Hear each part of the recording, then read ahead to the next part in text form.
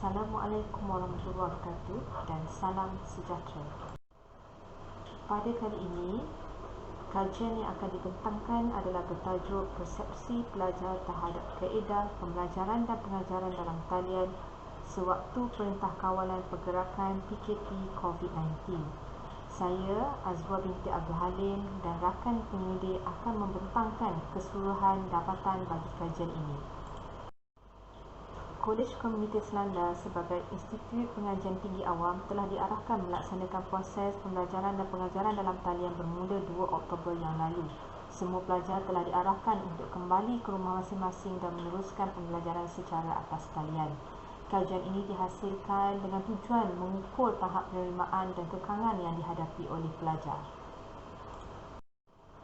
Terdapat 3 persoalan kajian, iaitu yang pertama, apakah tahap penerimaan pelajar program pengoperasian perniagaan terhadap proses pembelajaran dan pengajaran dalam talian. Yang kedua, apakah platform yang sesuai bagi pelaksanaan proses pembelajaran dan pengajaran mengikut persepsi pelajar program pengoperasian perniagaan.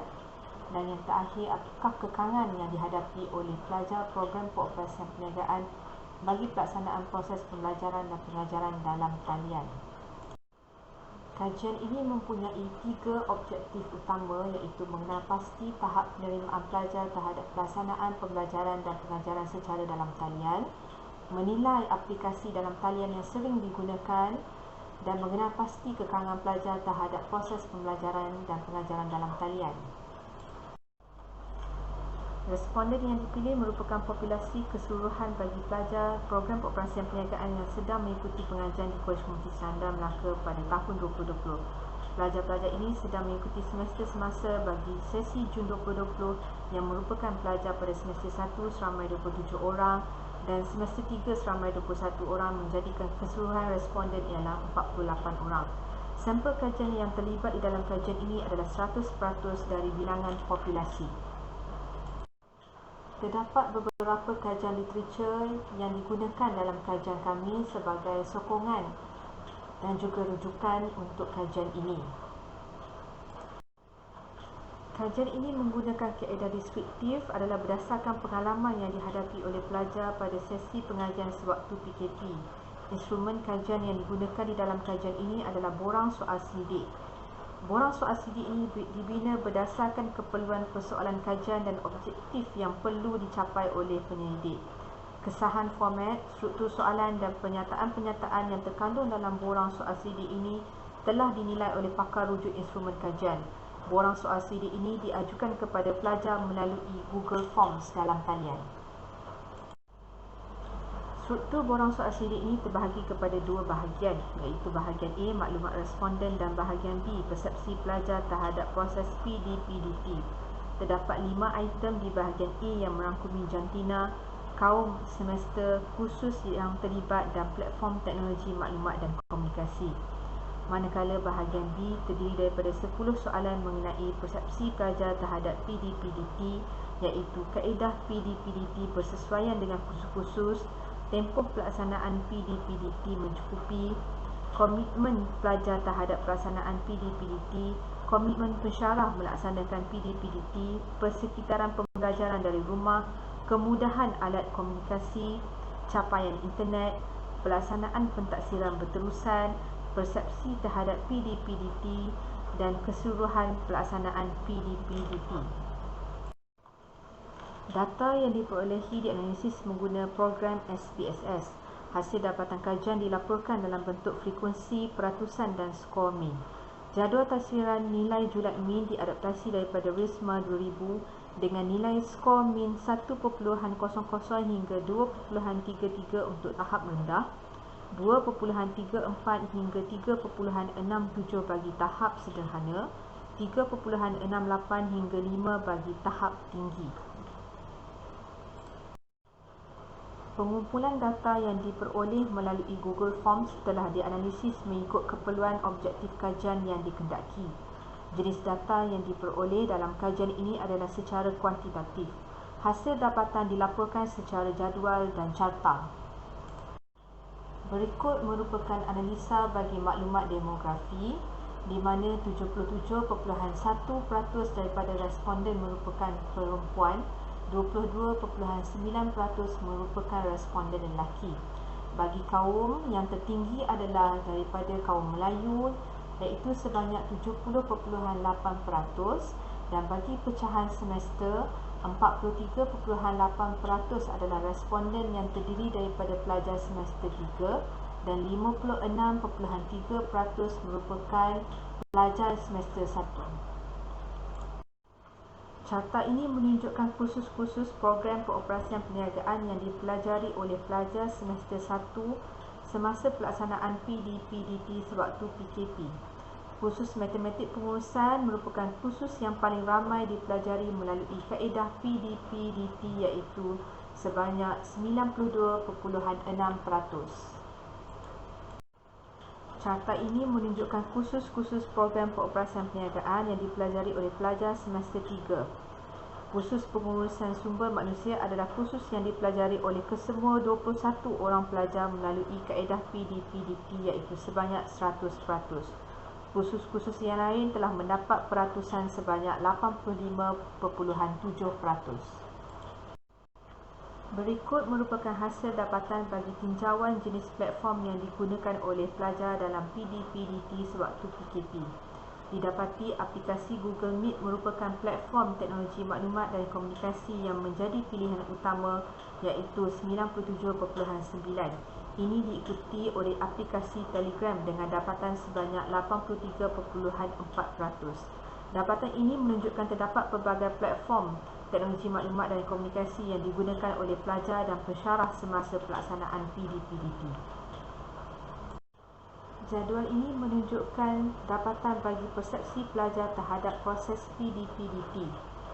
Nilai skor min hampir keseluruhan item menunjukkan nilai yang tinggi dengan sisihan piawai yang agak kecil. Terdapat 3 item yang berada pada julat min di tahap sederhana, manakala 7 lagi berada pada julat min di tahap tinggi, iaitu melebihi 3.67. Item yang mendapat tafsiran nilai julat min pada tahap tertinggi adalah pelajar bersetuju terhadap pensyarah memberi komitmen yang tinggi dalam pelaksanaan PDPDT dengan min skor sebanyak 4.4583. Hasil dapatan juga telah menunjukkan kemudahan alat komunikasi pelajar adalah mencukupi dengan kelengkapan sekurang-kurangnya satu alat seperti smartphone atau komputer. Responden juga bersetuju dengan kaedah PDPDT yang dihasilkan adalah sesuai bagi kursus-kursus program pengoperasian perniagaan dengan nilai julat min yang tinggi pada min skor 3.9333. Ini menunjukkan kursus-kursus program pengoperasian perniagaan adalah sesuai dilaksanakan secara dalam talian, dan hasil dapatan ini selaras dengan keputusan item pentaksiran berterusan yang berjalan dengan lancar. Pentaksiran berterusan seperti kuis, ujian, pembentangan, projek dan tugasan dapat dilaksanakan mempunyai kaedah PDPDT sepanjang tempoh PKP telah mendapat hasil min skor sebanyak 3.9375. Hasil analisis mendapati tafsiran nilai julat min pada tahap tinggi adalah pada item tempoh pelaksanaan dan komitmen pelajar terhadap PDPDT. Ini menunjukkan responden bersetuju tempoh PDPDT yang dilaksanakan adalah mencukupi walaupun dilaksanakan pada platform atau medium yang berbeza berbanding sesi waktu pengajian di kampus. Responden juga komited terhadap pelaksanaan PDPDT sepanjang tempoh PKP dengan hasil min skor 3.9167. Item yang perlu diberi perhatian, hasil analisis data mendapat tafsiran nilai julat min pada tahap sederhana adalah berkaitan persekitaran pembelajaran, capaian internet dan pandangan terhadap pelaksanaan PDPDT. Persekitaran pembelajaran dan capaian internet pelajar di rumah merupakan kekangan yang telah dikenal pasti semasa pelaksanaan PDPDT sewaktu PKP. Hasil dapatan menunjukkan responden masih dalam proses menyesuaikan diri dengan pelaksanaan PDPDT, di mana analisa menunjukkan tahap sederhana dengan min skor 3.5000. Secara keseluruhannya, responden mempunyai persepsi yang baik terhadap pelaksanaan PDPDT bagi program pengoperasian perniagaan. Ini dibuktikan melalui hasil analisis item 10 bahagian B yang menunjukkan tafsiran nilai julat min pada tahap tinggi dengan min skor 3.9125. Hasil analisis soal sidik bagi kesemua item bahagian B telah dapat menentukan tahap penerimaan pelajar program pengoperasian perniagaan terhadap proses PDPDT adalah tinggi. Dapatan ini ditunjukkan dalam jadual dengan nilai keseluruhan min skor 3.817 iaitu mencapai tafsiran nilai julat min pada tahap tinggi. Saya Nur Zarifah binti Abu akan meneruskan pembentangan berkenaan dengan perbincangan kajian. Yang pertama ialah berdasarkan hasil dapatan, tahap penerimaan pelajar program pengoperasian perniagaan terhadap proses pembelajaran dan pengajaran dalam talian adalah pada tahap yang tinggi. Keputusan ini menunjukkan responden mempunyai persepsi yang baik terhadap norma baharu pembelajaran dan pengajaran yang dilaksanakan sewaktu PKP. Walaupun tiada pendedahan sewaktu pengajian di kampus, namun para pelajar masih boleh menyesuaikan diri dalam keadaan PDPT di rumah dengan lancar. Perbincangan yang kedua ialah hasil dapatan pada item 6 di bahagian A telah menunjukkan dengan jelas persepsi pelajar terhadap platform yang sesuai bagi pelaksanaan PDPT. Platform teknologi maklumat dan komunikasi mengikut keutamaan pelajar adalah seperti berikut. Yang pertama adalah Google Meet, yang kedua Telegram, yang ketiga Google Classroom, yang keempat WhatsApp, yang kelima email dan Zoom, dan yang keenam ialah Facebook Messenger. Pilihan platform TMK ini adalah berkenaan aplikasi yang sesuai dan mudah digunakan berdasarkan kemudahan alat komunikasi yang dimiliki oleh pelajar di rumah sewaktu pelaksanaan PDPT sewaktu PKP. Manakala perbincangan yang ketiga ialah berdasarkan nilai min skor pada item 5 dan 7 di bahagian B, didapati kekangan yang dihadapi oleh pelajar bagi pelaksanaan PDPT adalah berkaitan isu persekitaran pembelajaran di rumah dan kemudahan capaian internet.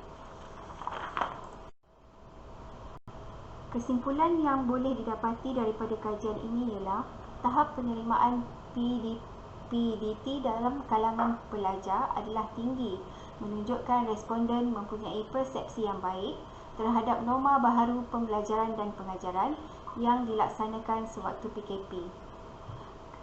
Yang keduanya adalah mengenai gambaran jelas kepada pihak pentadbiran dan pengurusan serta pensyarah tentang isu yang berkaitan PDPT agar langkah-langkah yang boleh diambil dengan sewajarnya. Cadangan kepada kajian akan datang perlu memberi tumpuan kepada kaedah kajian, pemboleh ubah tambahan dan responden dalam skop yang lebih luas. Cadangan yang kedua adalah mencadangkan kajian akan datang melibatkan para pensyarah agar maklumat dan pandangan lebih menyeluruh dan mantap.